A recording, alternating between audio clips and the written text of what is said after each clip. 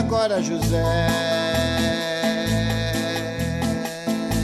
a festa acabou, a luz apagou, o povo sumiu. Olá, tudo bem? Hoje nós vamos falar sobre Clarice Lispector. E agora você? Eu nunca fui livre na minha vida inteira. Por dentro, eu sempre me persegui. Eu me tornei insuportável para mim mesma. Vivo numa dualidade dilacerante. Eu tenho uma aparente liberdade, mas estou presa dentro de mim. Eu queria uma liberdade olímpica, mas essa liberdade só é concedida aos seres imateriais. Enquanto eu tiver corpo, ele me submeterá às suas exigências. Eu vejo a liberdade como uma forma de beleza, mas essa beleza me falta.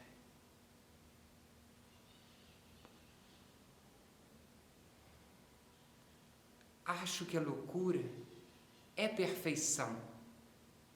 É como enxergar. Ver é a pura loucura do corpo. Letargia. A sensibilidade trêmula, tornando tudo ao redor mais sensível e tornando visível como um pequeno susto e impalpável. Às vezes, acontece um desequilíbrio equilibrado. Assim como uma gangorra que ora está no alto, ora está no baixo, e o desequilíbrio da gangorra é exatamente o seu equilíbrio.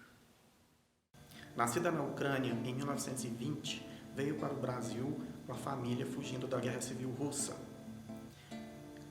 Chegando ao Brasil, teve seu nome trocado para Clarice, nascendo assim a grande escritora brasileira. Estou infinitamente maior do que eu mesmo e nem entendo aquilo que entendo. É como se eu fosse um cálculo exato de matemática, do qual, no entanto, seu resultado não se precise tanto. Estou claramente vendo o vazio. Mas o porquê de tanto conhecimento? Isso pode transformar minha vida em um inferno. Já me aconteceu antes. Em 1944, formou-se em Direito e se casou com um de seus colegas. Em 1945, publicou Perto do Coração Selvagem, obra singular da nossa literatura que rompeu com a sequência começo, meio e fim, e com a ordem cronológica dos fatos, mesclando assim prosa e poesia. Foi muito bem recebida pela crítica e por seus leitores. Eu sinto saudade de tudo que marcou minha vida. Quando vejo retratos, quando sinto cheiros, quando escuto uma voz, quando me lembro do passado. Eu sinto saudade.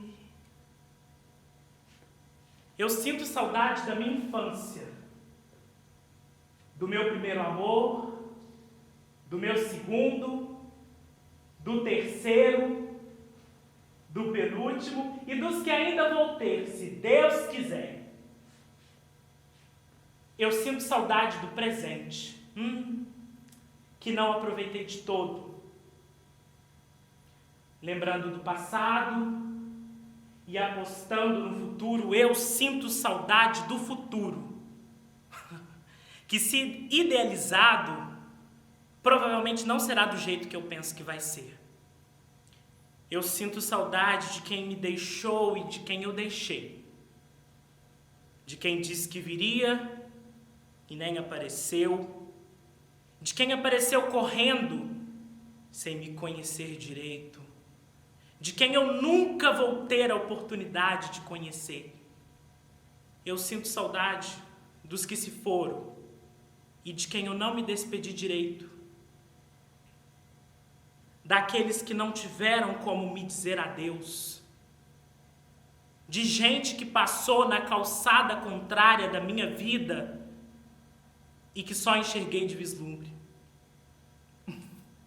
Eu sinto saudade das coisas que tive e de outras que não tive, mas quis muito ter. Eu sinto saudade de coisas que nem sei se existiram.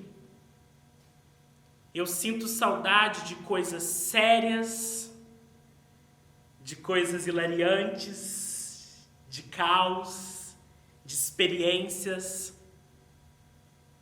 Eu sinto saudade do cachorrinho que eu tive um dia e que me amava fielmente como só os cães são capazes de fazer. Ai, eu sinto saudade dos livros que li e que me fizeram viajar. Eu sinto saudade dos discos que ouvi e que me fizeram sonhar. Eu sinto saudade das coisas que vivi e das que deixei passar, sem curtir na totalidade.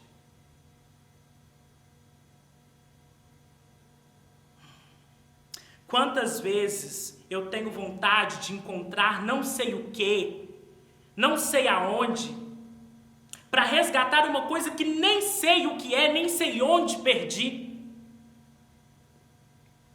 Vejo o mundo girando e penso que poderia estar sentindo saudade em japonês, em russo, em italiano, em inglês, mas que a minha saudade, por eu ter nascido no Brasil, só fala português, embora lá no fundo possa ser poliglota.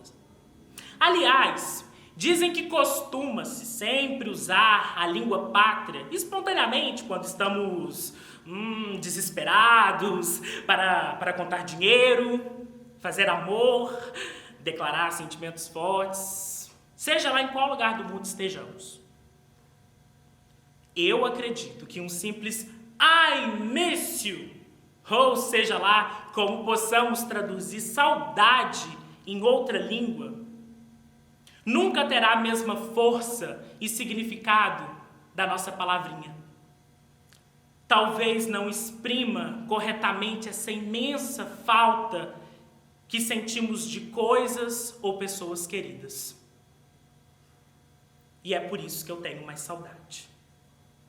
Porque eu encontrei uma palavra para usar todas as vezes em que senti esse aperto no peito, meio nostálgico, meio gostoso, e que funciona melhor do que um sinal vital quando se quer falar de vida e de sentimentos.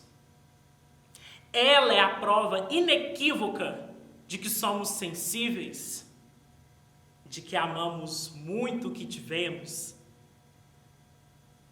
e lamentamos as coisas boas que perdemos. Ao longo da nossa existência.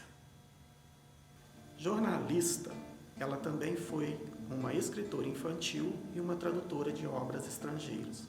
Traduziu para o português a obra de Anne Rice, Entrevista com o Vampiro.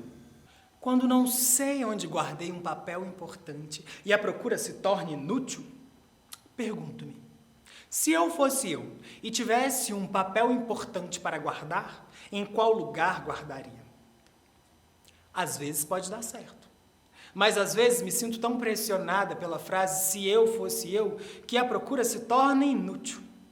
Na verdade, se torna secundária. E então eu começo a pensar. Na verdade, eu começo a sentir. Experimente. E se você fosse você? Como faria? O que faria?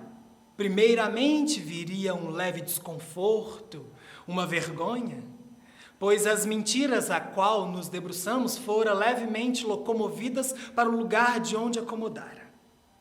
No entanto, já li biografias de pessoas que passaram a ser elas mesmas de repente, e a vida mudou. Mas, se eu fosse eu, nem os amigos me cumprimentariam mais nas ruas, até a minha fisionomia mudaria. Como? Não sei. Metade das coisas que eu faria se eu fosse eu não posso contar. Acho, por exemplo, que por alguns motivos eu acabaria presa numa cadeia. Se eu fosse eu, daria tudo que era meu. Confiaria o futuro ao futuro. Se eu fosse eu. Parece representar o maior perigo de viver. Parece a entrada para o desconhecimento. No entanto, eu tenho a intuição de que, passadas as primeiras loucuras chamadas de festas, que seria?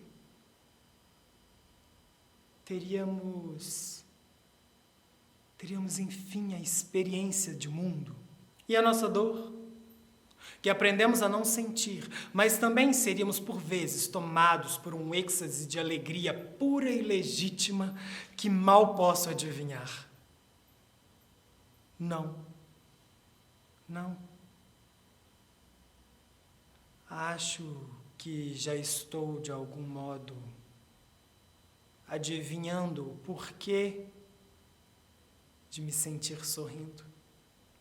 E também confesso que senti um certo pudor que se sente diante daquilo que é grande demais.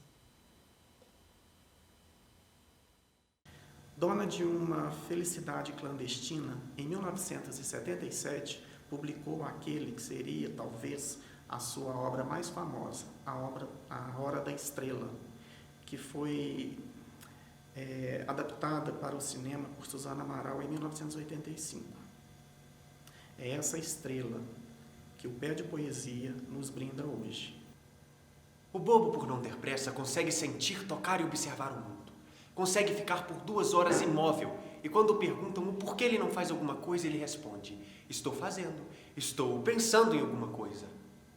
O bobo parece não ter vez, mas muitas das vezes ele é um Dostoiévski. O bobo consegue sair de tudo com uma infinidade de possibilidades. Já o esperto só sai se for por cima da esperteza. Cuidado, não confundir bobos com burros. Uma vez, uma boba confiou a palavra a um desconhecido e comprou um ar-condicionado. Ele disse que vendera o objeto, pois estava para se mudar para a Gávea. Vai a boba e compra o ar-condicionado. 2 semanas depois, o objeto quebra e não há forma conhecida de se consertá-lo. Cuidado, há desvantagens. Pode-se receber uma punhalada pelas costas de quem menos se espera. César terminou seus dias dizendo: até tu, Brutus. Há certos lugares que facilitam a estadia de um bobo. Minas Gerais, por exemplo. Quantos perdem por não nascer em Minas? Bem-aventurados os bobos, que sabem de tudo e não fazem questão de que os outros saibam de que eles também sabem. Só o bobo é capaz de amar de verdade, porque só o amor faz o bobo.